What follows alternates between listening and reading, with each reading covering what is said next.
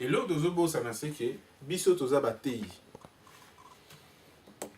Ce qui tozui na mukanda ya 1 Timothée.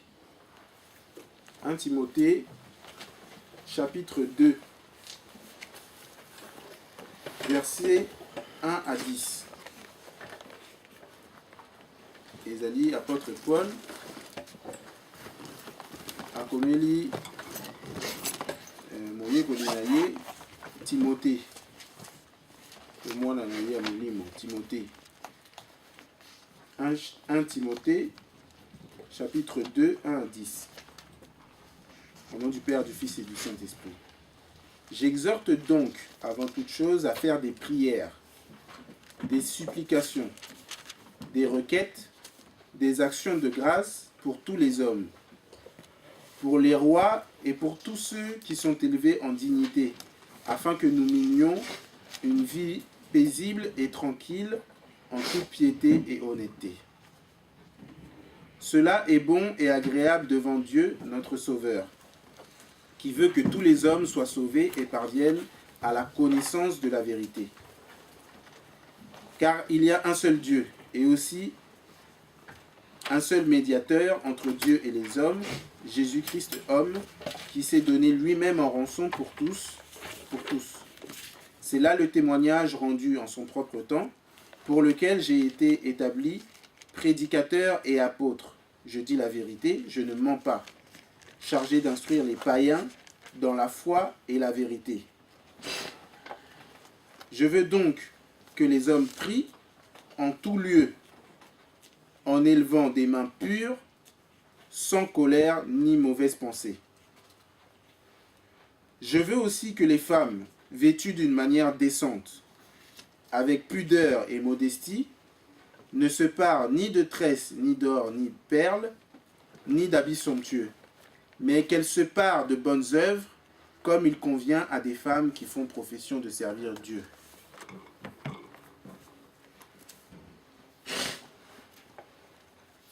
Je veux donc que les hommes prient en tout lieu, en élevant des mains pures, sans colère ni mauvaise pensée. Et là, ils ont ça là que tant mususu, tozo sambela lokola tozo sambela te, pour makanisi na biso ils a brouillé. Ils a brouillé parce que tozana to créer nanu écosystème na biso te. Celui to créer écosystème na biso, to kozala à l'aise. Dengue Papa Olivera apesi biso exemple ya communauté juive. Oui. Baza à l'aise parce qu'ils ont créé les conditions de la paix.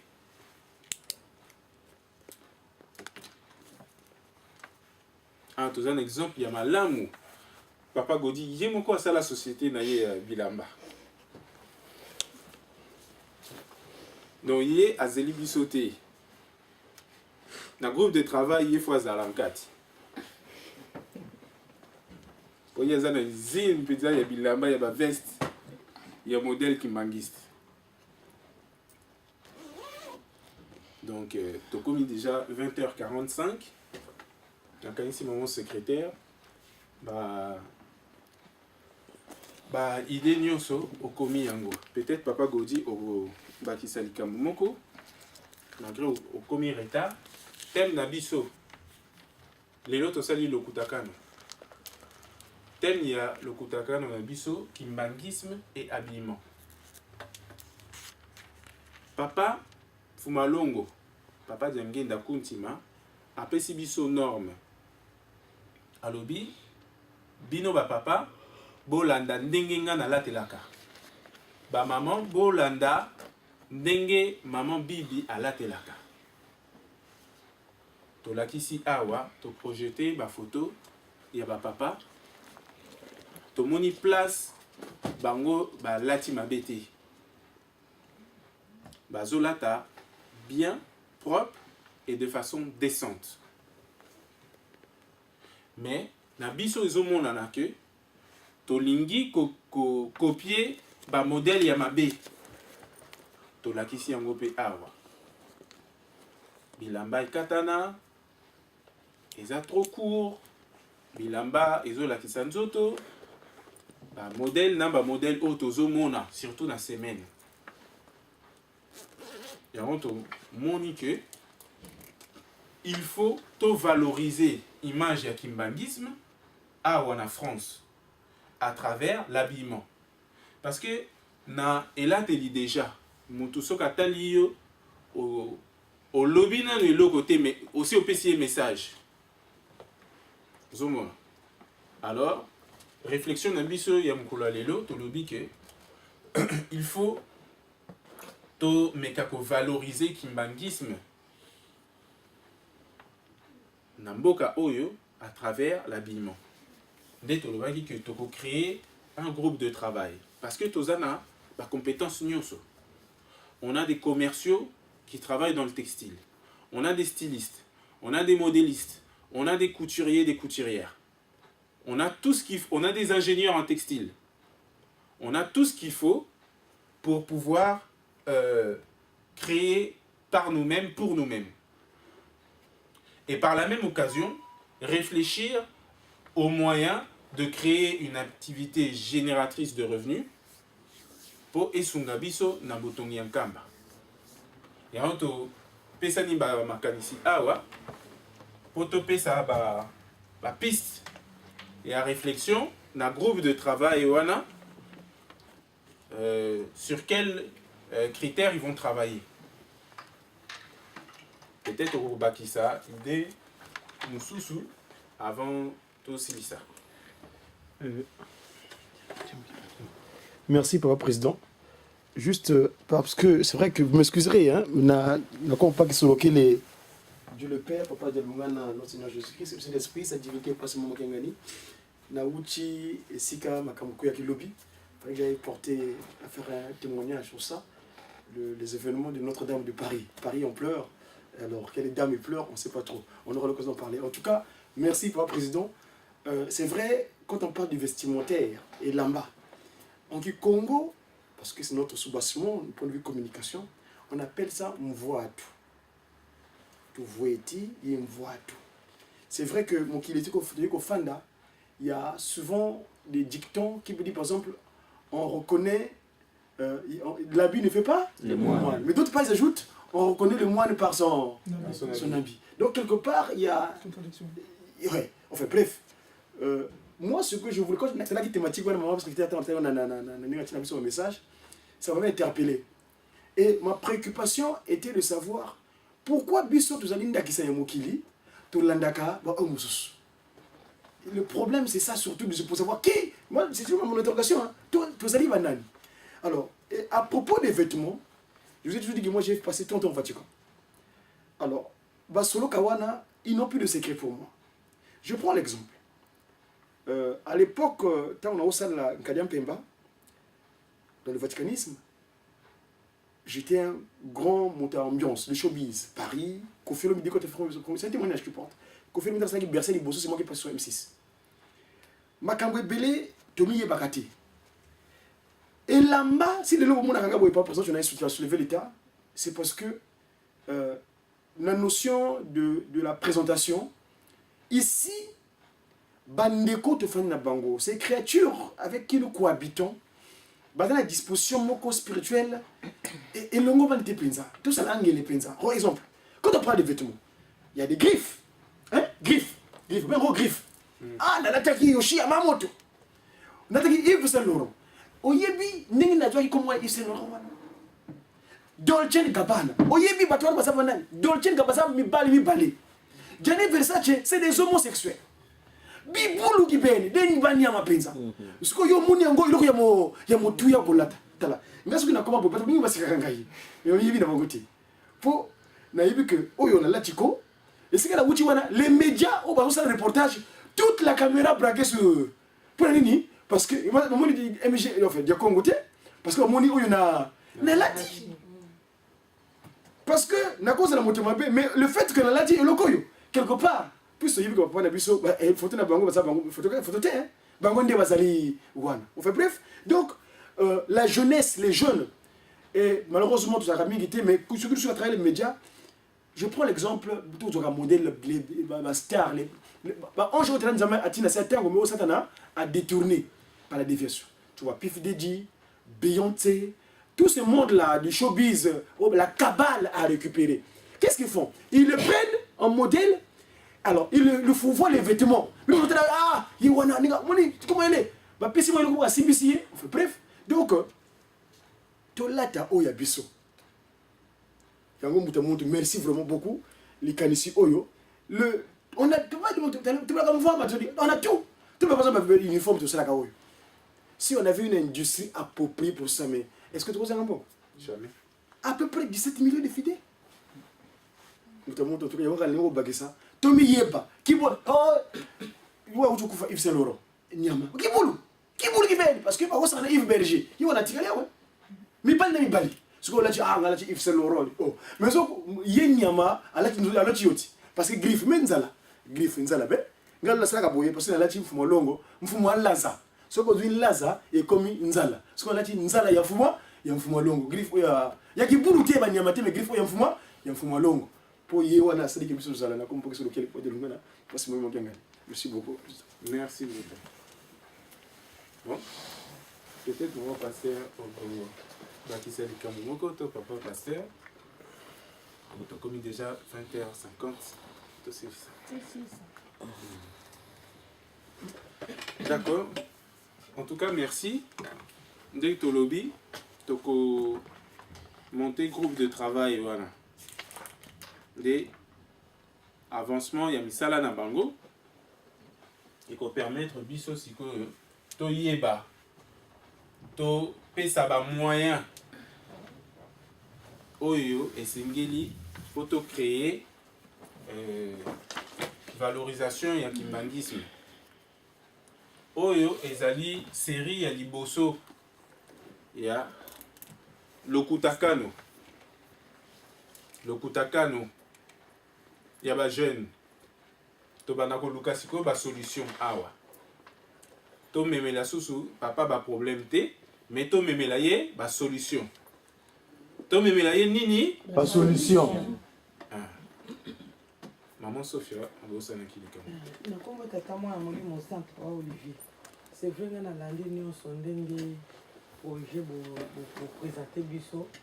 Projet wana ezali malamu. Eloko nyonso to o ezali malamu ezali ya biso. Esika tozomona il faut kobongisa esengelaka toujours tobongisa. C'est vrai biso toza bakimaliste. Tozali na coutume na biso nano oyo penza ye moko papa apesa biso. Un kimbangiste alataka maman nyonso kimbangiste alataka desama donc biso toza na nyonso soki toza ko dévier volontairement pour ba papa ba maman to ndenge uta koloba tout à l'heure pour maman conseiller bazolakisa biso lolenge nini ya kolatela biso toza ba congolais femme congolais azana teni na ye déjà ndenge tolataka maputa. C'est vrai, tu as na place, il y a problème, il y a climat. Mais le problème, il climat. Tout le monde a appelé maman sénégalais. Maman sénégalais, bazali, bazana, banzo, topé le quoi abisso. Mais bazala, qu'on respecte, mibeko, oya lingomba na bango. Et pourquoi pas bisso? Batutoza na nzambe, to respecter, on zaba zolo banabisso. Donc d'abord, on a papa alobaki, lavage, il y a mentalité. Bisso ba jeune. Biso batoko mema likambo yango lokola likambo yango to négligaki yango to loka to zonga na nzela likambo o biso to négliger po toza pauvreté toza déjà riche donc tokoki kolata ndenge biso tolatelaka te donc il faut nanu avant nyonso po eza projet mobimba il faut mbongo ezala mpona kofongola baentreprise oyo nyonso to ekoya kokóma na voir na baentreprise ya kolia eleli ya biso bakimbangiste tomani kosomba susu banyama epai na bango te tokozana ba biloko na biso wana nyonso ya biso mokome eloko nyonso tout ebandaka petit à petit chaque likambo ozomata malembe mais pour le moment lokola tozana na ba moyen te ya ko sala nini oyo projet oyo touti komona lelo esengeli nanu tozala déjà na mentalité déjà lavage ya mentalité aliénation mentale oyo biso tozana ngo tolongola yango tozali ba maman congolaise, un maman congolaise akolata ndenge nini kimbangisa ça culture mobimba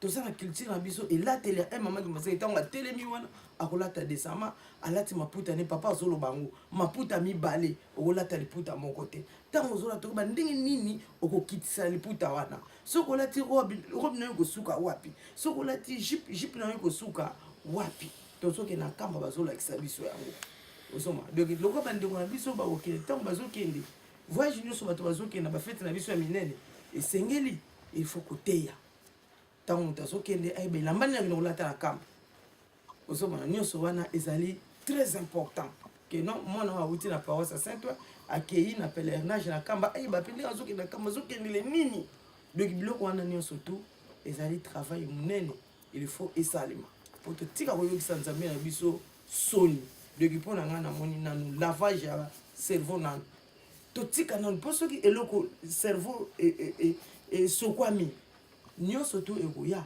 tobanda kozwa yango facilement pour mutu déjà eza bien lavé mais soki mutu eza nanu na aliénation mata ndenge papa otaki koloba papa nyonso tokoyoka yango te mpo toza déjà na mibeko miyoka yango tozotosa yango te elateli na biso efali nde eza différent même na bauniforme likambo bino bauti koloba ya batisi bobanda ngo nano même na bauniforme olingi kotongisaka bauniforme na biso de gauche à droite bauniforme na biso bakutire na biso wana bazotonga yango mpo toza nana maputa tolataka mpe biso bakimbaki solati maputa dépend na okangi yango kitoko ntango obimi meme soki bamindele babengisi bino oyo na conférence moko boye soki olingi batala yo lata maputa olati yango bien décemment okangi fulano kitoko mondele akotala yo na elateli akotala yo te soki elongiso kitoko ndenge nini me elateli wana yo olati mondele asokosepela yango ndenge papa budia otoloba na biso tout à l'heure osoma doki lavage nano ya mentalité papa entre nous-mêmes soki lavage wana ekoti biso baprojet obongo tokoyeba koma tokosala mpona kofinanse yango mais soki tolobaka tofinanse projet sa mitu na biso ezala lave tokosala eloko te exode eumeli na biso wana de 1 à 17 wana eumeli na biso donc ezosenga il faut vraiment lavage ya mentalité ngai nasepeli na likambo oyo mpo eloko nyonso to ezalaka na débit ya likambo oyo bino bofongoli oyo eza eloko moko ya kitoko tata nzambe asunga biso nyonso tu tokota na likambo oyo mpo vraiment epesa biso fruit ya kitoko nakoma tata mwana molimo santo. Merci maman Sophie. Donc maman Brésil, après toi aussi les Donc, du Père, du Fils et du Saint-Esprit, moi je voudrais juste faire une petite remarque au niveau du travail. Suivre l'habillement, malheureusement, nous, pour les femmes, au niveau du travail, parfois c'est pas possible. Parce que se couvrir la tête, on peut pas parfois. Nous valoriser en tant que femmes congolaises, comme vient de dire maman. Mettre 2 pannes au travail, c'est pas possible. Donc par rapport à ça, je voudrais juste faire cette remarque en fait, qu'au niveau du travail, parfois on peut pas, même si on aimerait bien et qu'on voudrait, mais c'est pas possible par rapport au règlement, par rapport aux tenues qui demandent, par rapport au niveau du travail, c'est ça quoi. D'accord.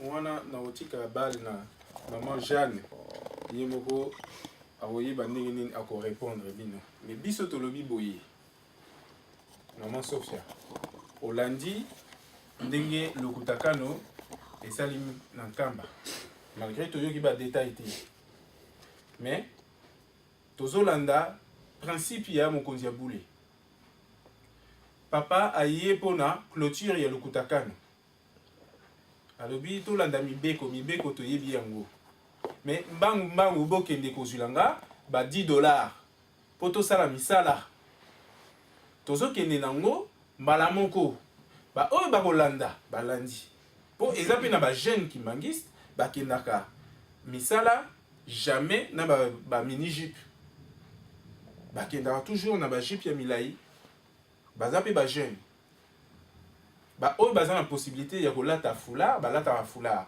ba oyo règlement intérieur epekisi bango bakolata foulard te mais bakolata décemment